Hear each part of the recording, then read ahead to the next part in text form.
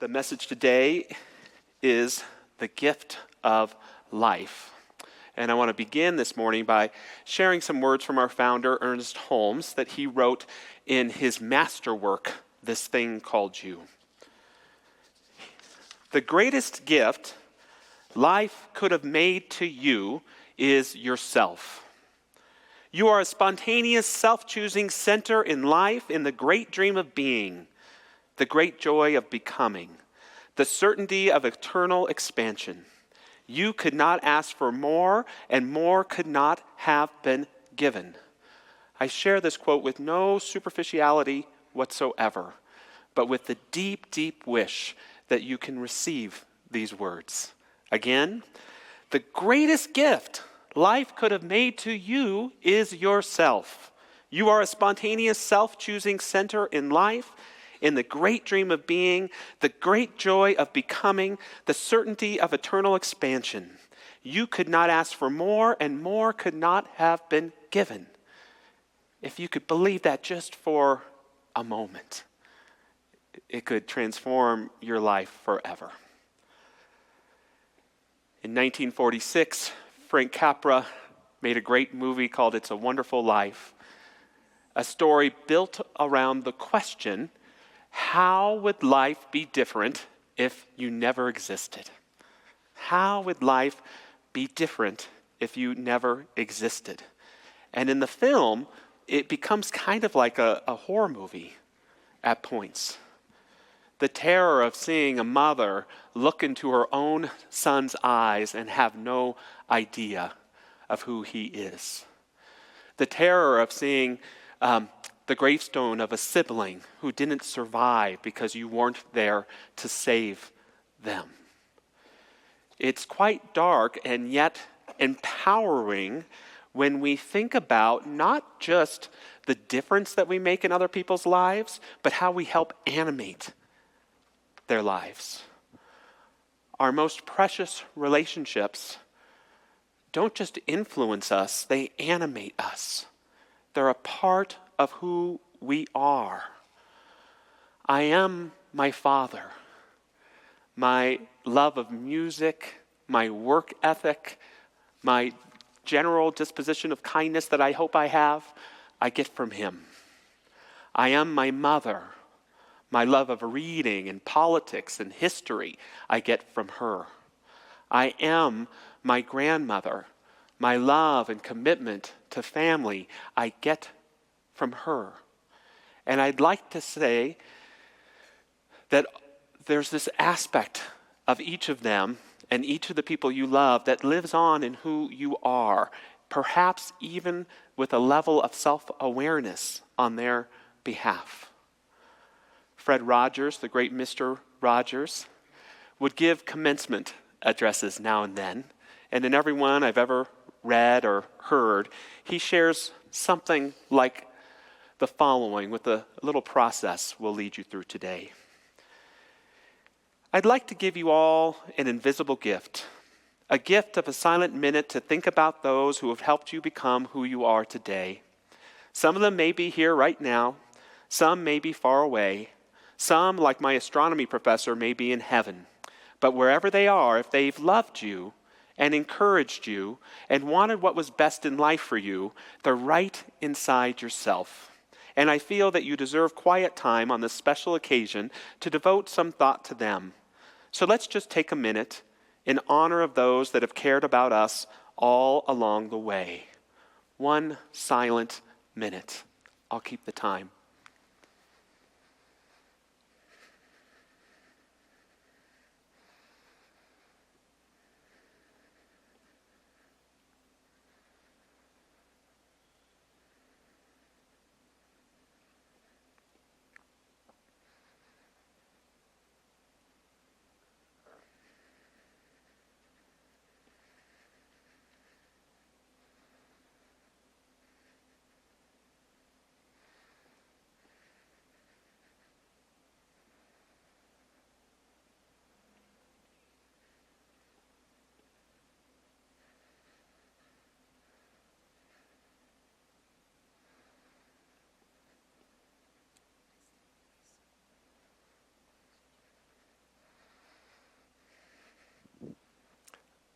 A minute can be a long time.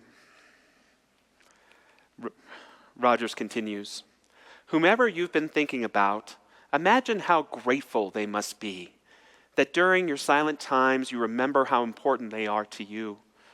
It's not the honors and the prizes and the fancy outsides of life which ultimately nourish our souls. It's the knowing that we can be trusted, that we never have to fear the truth, that the bedrock of our lives from which we make our choices is very good stuff. For Christmas this year, I challenge you to not just give gifts, but to articulate to the people that you love the gift they are to you.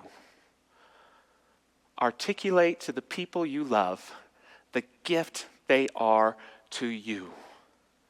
It doesn't have to be weird. It doesn't have to feel overly uncomfortable. It doesn't have to be overly even emotional. But how dare we let another day slip by without letting the people we love and care about know the gift they are to us in our lives. I have this prepared for my immediate family. Nancy June, the gift you are to me is pure joy. From the moment you were born, I felt that just every time I see you is just the happiest moment of my life. Thank you for the gift you are to me. Gavin, the gift you are to me is family. To have the gift to be a part of supporting you on your life journey was truly a gift to me. I am regularly gifted by your kindness, excited by your intelligence, and thrilled by your sense of adventure. Thank you for the gift you are to me. April, the gift you are to me is companionship on the journey. So often on my path, you were there, sometimes right next to me, sometimes way over there. It's a gift to be a witness to one another's adventure. And this may get lost in the midst of the PlayStation games and all of those sorts of things, but it will be remembered as the most valuable gift you gave to that loved one, for them to be able to hear from you the gift that they are in your life. And when we're able to articulate the gift others are in our lives, we open our heart to receive the gifts of our lives and any healing that needs to take place in those relationships. In the Gospels, we are told that there will be a child born of a virgin, and his name will be Emmanuel, God with us. The metaphysical meaning of this is that not just that a Christ child was born, but that a new spiritual awareness was born into human consciousness. God with us. What a beautiful description of what the Christ consciousness is. It's our ability to be aware of the gift of life, that there is a divine presence always with us that connects us all the time. And yet, it is up to us to receive the gift. The gift of life is always being given, but it is not always being received. Just me, for myself, I reject the gift multiple times a day. I reject the gift when I isolate myself from my feelings. I reject the gift when I choose resentment over reconciliation. I reject the gift when I judge others instead of take responsibility for my own well-being. This is the story of George Bailey in It's a Wonderful Life. He rejects the gift of life, so much so that he finds himself on a bridge about to throw himself off. And what is he experiencing? He's experiencing his life not showing up the way that he wanted it to. And we have this, again, terribly challenging scene of him in front of the greatest gift of his life, his family, but he also has these models of the Golden Gate Bridge and other things that speak to his dream of being an architect that he never got to receive. And what does he do? He tears down those models, and he doesn't see the truth of his family. He feels resentful that he puts his own needs aside to always help other people. He feels unhappy with some of the gifts in his life that he's received. Does this sound like you ever? I know it sounds like me. The movie It's a Wonderful Life is based on a short story written by Philip Van Doren Stern called The Greatest Gift. And instead of an angel, it's a stranger, but it's still George Bailey and his experiences. He gets to pose as a brush salesman, and he goes door to door, and he sees these people from his life. But he has this brief conversation with the stranger. I've got to get back. They need me here. I understand right enough, the stranger said slowly. I just wanted to make sure you did. You had the greatest gift conferred upon you, the gift of life, of being a part of this world and taking a part in it. You denied that gift. Stop denying the gift of life that is always giving of itself if we can open our heart to receive it. Something else Ernest Holmes said, he said, if the gift of life is made, and it already is, it means that the very essence of life, with all its potential and abundance, is already present within every individual, and we simply need to access and align ourselves with this inherent power through our thoughts and beliefs. Another key to receiving the gift of life is forgiveness. Forgiveness, forgiveness, forgiveness. Not easy. But I have learned in my own experience, essential to receiving the gift of life. I lost my dad in August, and I was engaging in my key grief ritual, which is headphones with his music on, a couple of beers, and a nighttime sky.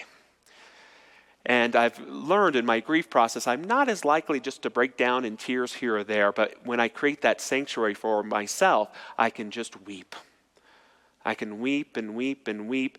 And on this particular occasion, I was thinking of my father and my mother, and I began to be filled with a sense of gratitude that I had no grievance for them in my heart. That in fact, I had no grievance for anyone in my heart. And that allowed the gift of life, the blessing, to reveal itself in my heart. I could receive the gift. And it taught me two important things more emphatically. The first, that I can grieve and not have grievance. That I can hurt and not blame. That I can hold my brokenness with a consciousness of wholeness. And in fact, grievance keeps us from grief. And blame keeps us from the healing that is the fruit of hurt.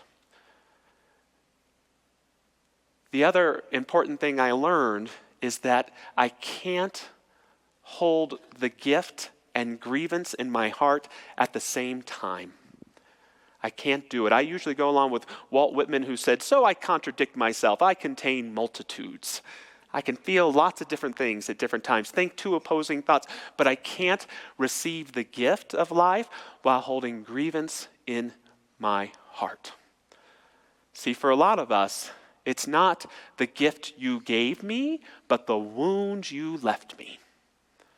Not the gift you gave me, but in our relationships, the wound you left me.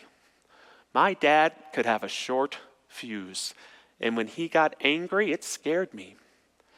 Often in my family, I felt that feelings or emotions were dismissed. Sometimes we could have a habit of not wanting to address problems in an assertive way, and so they would feel hidden, which created for me anxiety and a need to try and make everything okay. My brother and sister convinced me that I was a robot the family had purchased from Kmart. And if I misbehaved, they were going to take me back to the store and return me to get a new robot. I'm glad they don't have Kmarts anymore because I'd still be looking over my shoulder. Not the gift you gave me, but the wound you left me. And what I have learned is until I can receive the gift and articulate the gift of that loved one to me, the wound stays a wound instead of turning into that scar that I can ultimately wear with pride. Not about the negative things that have happened to me. I don't have to be grateful for those, but I am who I am based on what I have experienced.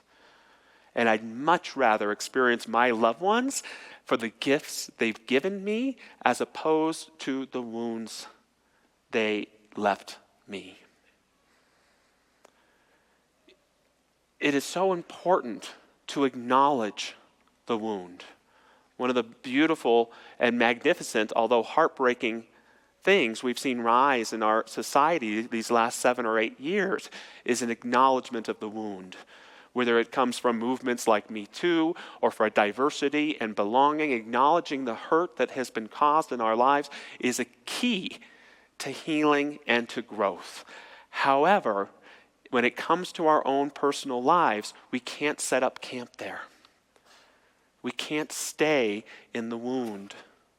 We have to do the hard and laborious work of recognizing you may have given me that wound, but it is my wound now. And I will care for myself and nurture myself so that the wound can become scar and I can live on with my life with healing.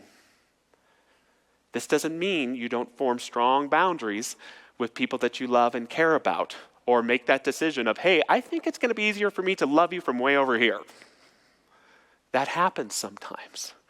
But I can't tell you, even this year, the amount of people I've spoken to who have felt ghosted by their child, or unwilling to share with someone because they're in judgment, or separated in their most intimate relationships by a sense of infinity because of this need to be in the wound. And I'd like to share with you, for me, the difference between living in wound versus living from scar. Living from wound, I live within the hurt you caused me. Living from scar, I live within the healing my inner work has provided me. Living from wound, I blame and reside in grievance. Living from scar, I live in wholeness, creating boundaries that enlighten me. Living from wound, I live captive to my pain.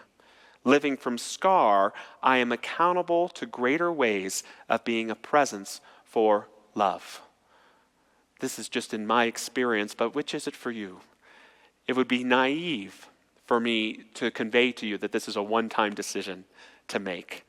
For many of us, it may be a choice that we have to make every day, several times a day, to choose our wholeness over our grievance, to come back to love from blame, to have those healthy boundaries, and yet to embrace that consciousness of forgiveness that doesn't excuse anyone's behavior. There's plenty of reason to have that grievance, but allows us to receive that gift of life so that we can live in the fullness of our being.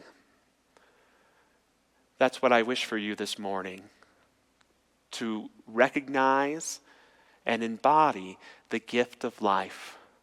For each of us to remember that the greatest gift life could have given you is yourself. And when we truly accept and love who that is, when we take the time to articulate the gifts others have given us that have helped make us who we are, when we do the hard work of allowing those wounds to become scars, we can live in wholeness and even in joy. To close, as we move into prayer this morning, I invite any of our wonderful prayer practitioners to stand. I want to share a prayer written by Ernest Holmes entitled, "The Gifts of God Are Mine Today." It is the Father's good pleasure to give me the kingdom of heaven, or harmony or abundance. Today, he opens to me the blessings of his infinite and eternal treasure, inviting me to dip deeply into it. As I believe in my heart, so it is done unto me in all things. As I ask, so do I receive, a full measure unto my faith, pressed down and running over. These and other divine promises and assurances sing in me. The still small voice reminds me that all the Father hath is mine. This day I listen deeply to that still small voice and believe its promises. I fear nothing, neither lack irritation, disappointment, nor distress of any kind. For is not the Father always with me? What causes the appearance of lack in my life? Simply my fear or my belief that the Father could forsake me.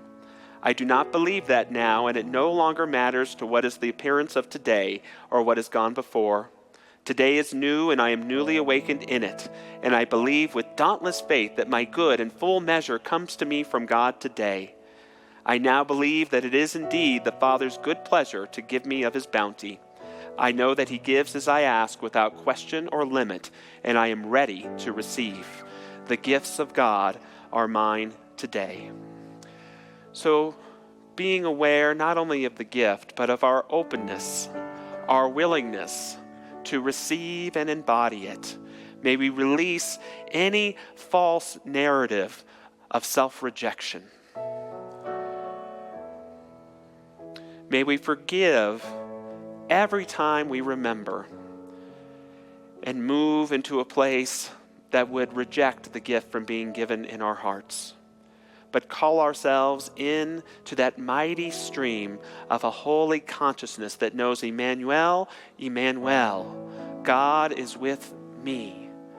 Knowing that that Spirit presents itself as us, I bless the glorious opportunities we have in this holiday week to be a present for the divine presence, to see with those divine eyes, to invite the self-awareness of those deep bonds with our ancestors and loved ones, to see and speak and rejoice in us, for we have received the great gift of life, and now we get to share it with abundant blessings.